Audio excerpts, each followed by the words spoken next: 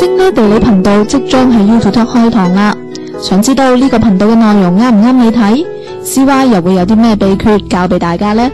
即刻收睇佢嘅獨家專訪啦！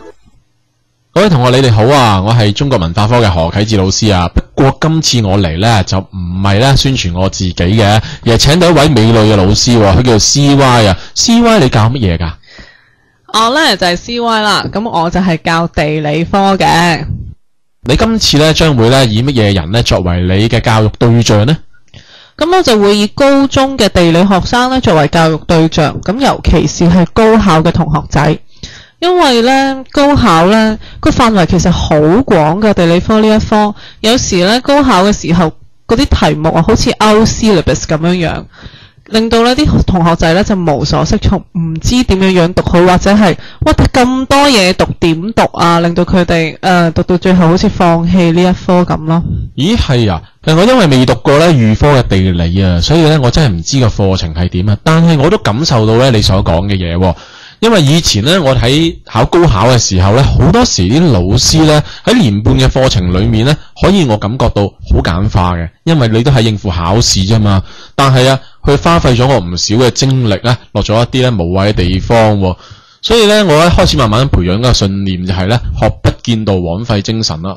唔知咧 CY 你有冇咩本事咧，指引學生咧真正嘅道路咧？咁呢，我就唔係好認同你話即係日校老師嘅問題啦，因為其實日校老師咧都有佢嘅顧慮㗎。喺公開試裏面呢，有好多題目呢都好似 out syllabus， 咁變咗佢哋就想教最多嘅嘢，令到學生識得最多，等佢哋喺考試上面呢可以應用得到。咁但係當作為一個補習老師，咁當然係唔係咁嘅睇法啦，都明白日校嘅老師嘅顧慮，但係作為一個補習老師呢，就會着重咗點樣令一個學生啊，用呢個嘅最有效嘅時間去讀最多嘅嘢，又或者係最有效嘅時間得到最好嘅成績咯。你又講得啱嘅。我呢個想法可能嚟自一部分嘅先生嘅啫，但係咧日校老師裏面咧本身咧有一啲咧都好能夠咧拿捏到重點，教到學生好好嘅。據我所知啦，其實咧你嘅合格率係好高嘅，啲學生係唔知你有咩秘訣咧？可唔可以咧 share 一下俾我哋聽呢？合格率高，咁其中一樣嘢啦，咁佢哋成績都唔差噶，呢樣嘢我都覺得。佢好中意揾你補課添，我知。係啊，好中意揾我補課噶，就算係另外一啲老師教都會翻嚟揾我噶。係啊。咁因為佢哋明白或者係比較熟悉我啦，就知道咧我其實好中意將啲課題咧重新組合，抽翻啲重點出嚟。個原因其實係想令到佢哋用最短嘅時間讀到最多嘅嘢。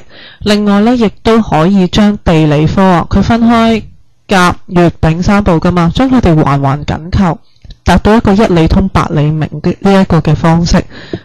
雖然地理科好似係文科，但係其實都可以有一啲嘅公式，令到佢好似理科咁樣讀，容易啲明，同埋讀少好多嘢咯。我聽嚟呢，我覺得呢都好有意思喎。我所知啦，因為我真係見過呢，有啲學生讚翻阿 Miss 呢，佢係可以喺2個鐘頭之內呢補咗佢哋呢係2個月呢都聽唔明嘅課嘅，係咪有咁嘅事啊？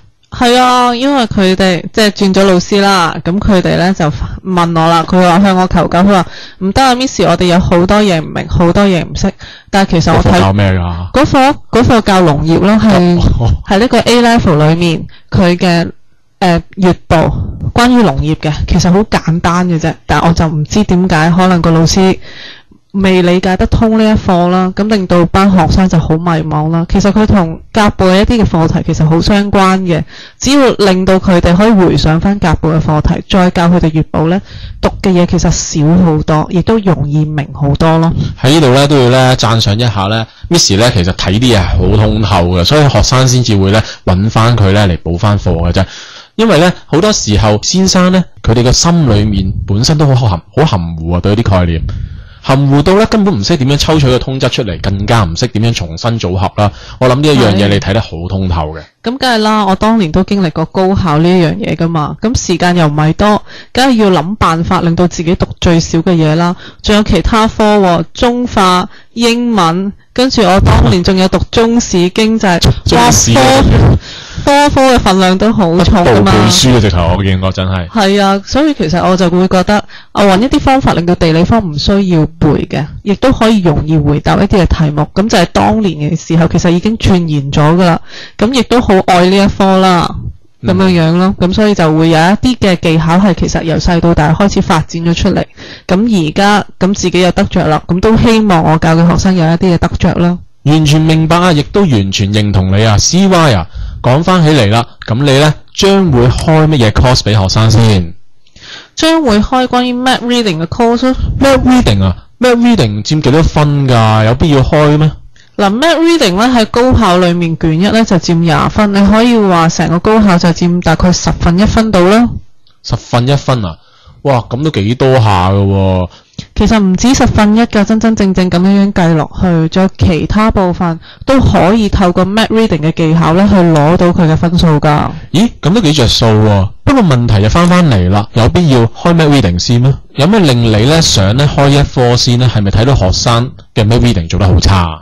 係㗎，好多學生其實做 map reading 都比較差，但係實際上以我嘅個人經驗嚟睇咧，map reading 係最容易攞分嘅地方。咁係啊。係㗎，點解咁講咧？其實地圖俾得你嘅一幅圖咧，就已經提供咗答案俾你，只不過啲考生咧就比較忽略呢一部分。係咪因為佢係路盲所以先咁咧？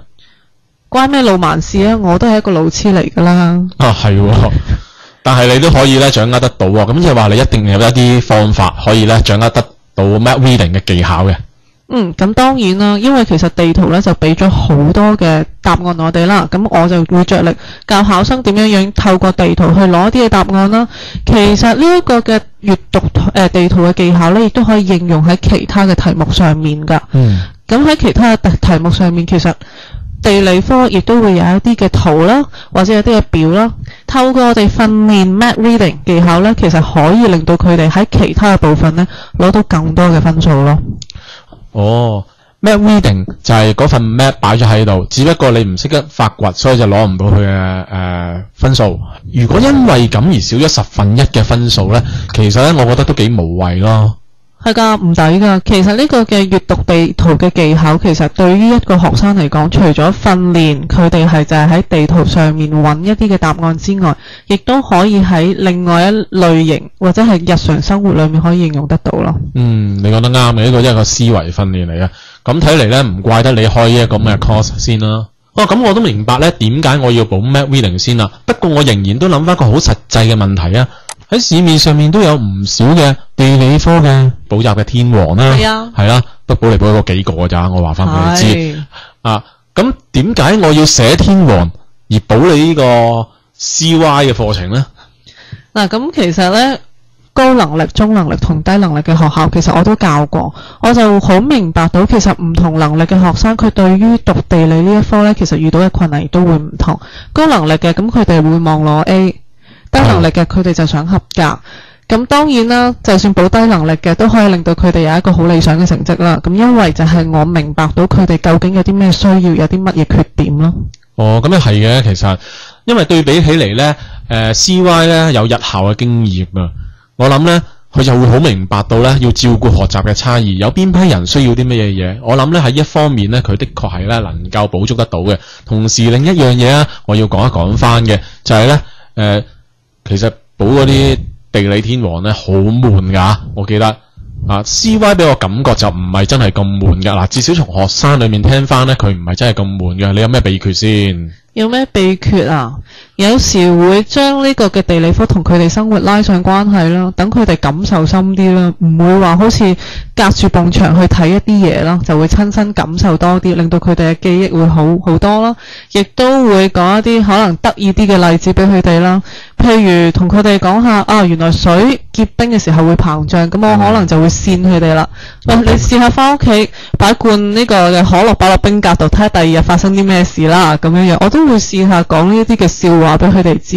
咁其實同佢哋讀地理科係有關嘅，只不過就用咗另外一啲比較貼近生活嘅方式去教佢哋咯。咁我哋真係要體會下Miss 嘅黑色幽默先啦。其實咧，我知道你點解咧咁能夠咧教得到地理科，係因為你真係好多呢一方面嘅學習啊，讀咗幾個課程，全部同地理有關嘅，係咪啊？係噶，嗱，中學本身就由中一到中七係讀地理啦，跟住大學又係主修地理啦，就算教育文憑亦都係地理。咁我就非常之熱愛呢一科嘅。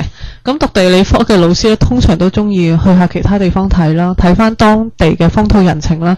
其實呢啲咧都豐富咗我教地理嘅技巧㗎。